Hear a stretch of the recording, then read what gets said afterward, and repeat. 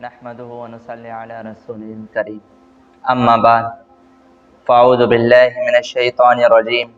بسم الله الرحمن الرحيم انا انزلناه في ليلة القدر وما ادراك ما ليلة القدر ليلة القدر خير من الف شهر تنزل الملائكة والروح فيها بإذن ربهم من كل امر سلام هي حتى مطلع الفجر صدق اللہ العظیم۔ وقال النبی صلی اللہ علیہ وسلم من قام لیلۃ القدر ایمانا واحتسابا غفر له ما تقدم من ذنبه او کما قال علیہ الصلوۃ والسلام۔ میرے محترم سامعین گرامی، اللہ تبارک و تعالی نے امت محمدیہ صلی اللہ علیہ وسلم کے لیے ایک عظیم الشان تحفہ عطا فرمایا ہے۔ ایک عظیم الشان تحفے کی صورت کے اندر اللہ تبارک و تعالی نے ایک عظمت والی رات شب قدر یعنی لیلۃ القدر اللہ تبارک و تعالی نے عطا فرمائی ہے۔ یہ رات جس شخص کو حاصل ہو گئی وہ انسان گویا کہ بہت بڑے خیر اور بھلائی کو حاصل کر چکا، اور جو کوئی انسان اس رات کی عبادت سے محروم ہو گیا وہ گویا خیر کثیر سے محروم ہو گیا۔ اللہ تبارک و تعالی نے قرآن کریم کے اندر یہ ارشاد فرمایا کہ بے شک ہم نے قرآن مجید کو اس شب قدر کے اندر نازل کیا ہے، اور شب قدر کے حوالے سے اللہ تعالیٰ نے یہ ارشاد فرمایا کہ لوگوں کو کیا خبر اس کی عظمت کی کہ یہ کیا ہے، اور اس کی عظمت اللہ تعالیٰ نے خود ہی بتا دی کہ یہ رات 1000 مہینوں سے بھی زیادہ بہتر ہے عبادت کرنے کے اعتبار سے، کہ جو کوئی بندہ اس رات کے اندر عبادت کر لے تو گویا کہ اس نے 1000 مہینوں سے بھی زیادہ عبادت کے اندر اپنی زندگی بسر کر دی، صرف کر دی۔ اور ایسے ہی اس رات کی فضیلت کے اندر اللہ تعالیٰ نے یہ ارشاد فرمایا کہ اس رات کے اندر اللہ تبارک و تعالیٰ کی نورانی مخلوق یعنی فرشتے وہ تنزل الملائکہ والروح فرشتے بھی نازل ہوتے ہیں، اور روح یعنی حضرت جبریل امین علیہ السلام بھی نازل ہوتے ہیں،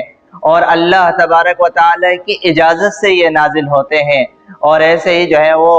یعنی کہ اللہ تبارک و تعالیٰ کی طرف سے ہر حکم کو لے کر آتے ہیں، اور یہ رات یعنی شب قدر کی رات یہ سراپا سلامتی ہوتی ہے طلوع فجر تک، غروب شمس سے لے کر طلوع آفتاب تک اللہ تبارک و تعالیٰ نے اس رات کو سراپا رحمت قرار دیا ہے۔ اور اس رات کے اندر فرشتوں کا جو نزول ہوتا ہے اس کے حوالے سے علماء یہ فرماتے ہیں کہ فرشتے نازل ہوتے ہیں اور دیکھتے ہیں کہ کون اللہ کا بندہ عبادت کے اندر مصروف ہے۔ جو کوئی بھی اللہ تبارک و تعالی کا بندہ عبادت کے اندر مصروف ہوتا ہے تو اللہ تبارک و تعالی کی یہ نورانی مخلوق یعنی کہ فرشتے یہ اس سے جو ہے وہ مصافحہ کرتے ہیں، ہاتھ ملاتے ہیں اور ان کا خیر کا تذکرہ کرتے ہیں، اور اللہ تبارک و تعالی کے سامنے گواہی دیتے ہیں کہ فلاں بن فلاں وہ نیک اعمال کے اندر جو ہے وہ مصروف تھے۔ اور ایسے ہی جو ہے وہ اس رات کی فضیلت کے حوالے سے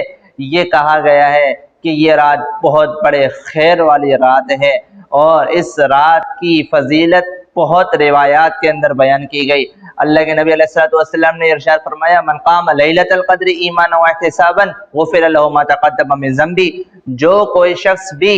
لیلۃ القدر کے اندر عبادت کرے ایمان کی حالت کے اندر اور ثواب کی امید رکھتے ہوئے یعنی اللہ تعالیٰ کو راضی کرنے کی نیت سے، تو اللہ تبارک و تعالیٰ اس کے گزشتہ سابقہ چھوٹے گناہ معاف فرما دیتا ہے، صغیرہ جتنے بھی گناہ ہے گزشتہ وہ سارے کے سارے معاف ہو جاتے ہیں۔ اور ایسے ہی جو ہے وہ اس رات کی یعنی کہ تعین کہ یہ رات کب ہے، تو یہ رات رمضان المبارک کے مہینے کے اندر اللہ تعالیٰ نے رکھی ہے، اور وہ بھی خصوصاً رمضان المبارک کے آخری عشرے کے اندر، اور آخری عشرے کے اندر بھی تاخراتوں کے اندر۔ حدیث مبارکہ کا مفہوم ہے تحر لیلۃ القدر فی الوتر من العشر الاواخر من رمضان۔ اللہ کے نبی علیہ الصلوۃ والسلام نے یہ ارشاد فرمایا کہ تم لیلۃ القدر کو تلاش کرو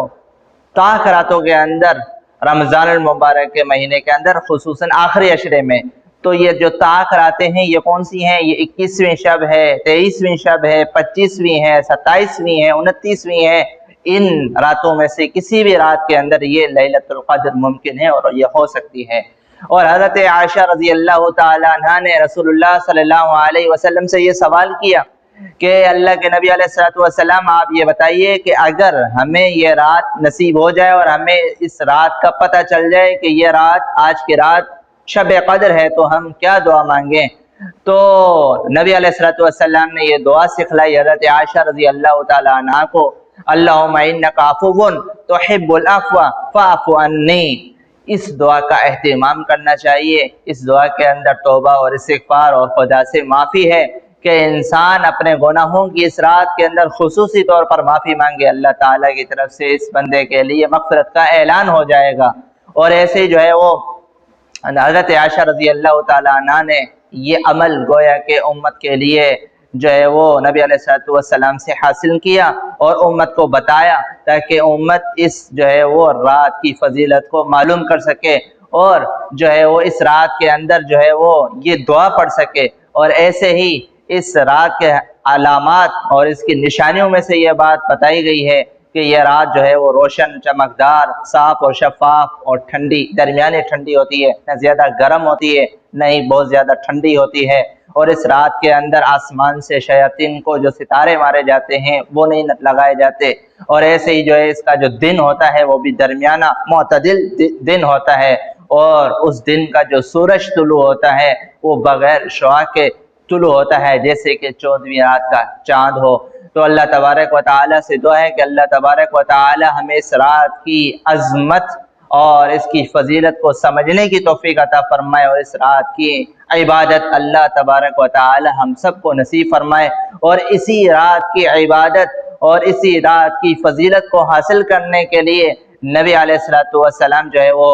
رمضان المبارک کے آخری عشرے کے اندر جو ہے وہ اعتکاف کا معمول فرمایا کرتے تھے۔ اللہ تعالی ہمیں اس جو ہے وہ نعمت سے بھی نوازے اور اللہ تعالی ہماری عبادت کو قبول و منظور فرمائے اپنی بارگاہ کے اندر۔ اللہ تعالیٰ سے دعا ہے کہ جو کچھ کہا گیا اللہ تعالیٰ ہمیں ان باتوں پر عمل کرنے کی توفیق اور جو ہے وہ ہمت عطا فرمائے۔ وآخر دعوانا الحمد للہ رب العالمین۔